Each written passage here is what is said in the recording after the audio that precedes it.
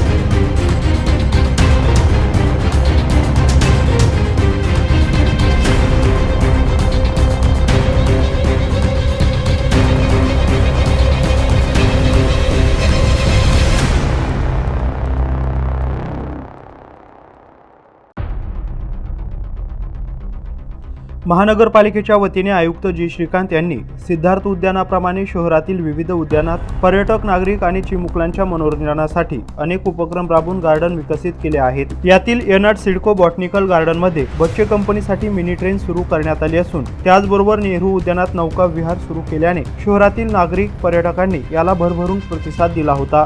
यातून महानगरपालिका प्रशासनाला लाखो रुपयांचे उत्पन्न देखील मिळाले होते। या गार्डनमध्ये मूलभूत सुविधा मिळत नसल्याने नागरिकांचा हिरमोड होतोय। तसेच या ठिकाणी पिण्याच्या पाण्याची सोय नसून काही दिवसांपूर्वीच बसवलेले खेळणे नादुरुस्त झाले आहेत, त्यामुळे बच्चे कंपनीचा देखील हिरमोड होतोय।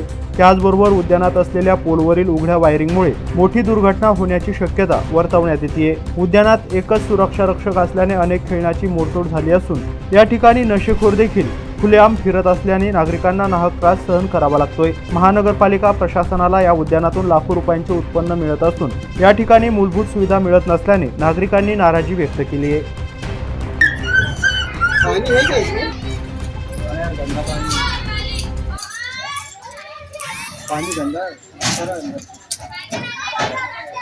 क्या देखा तुमने अभी पानी में? क्या देखा? पानी में भी के अंदर मच्छर देखा। हाँ, कुछ आलिया वगैरह कुछ नजर आ रहे पानी में? गंदा गंदा पानी, मच्छर उसमें ज्यादा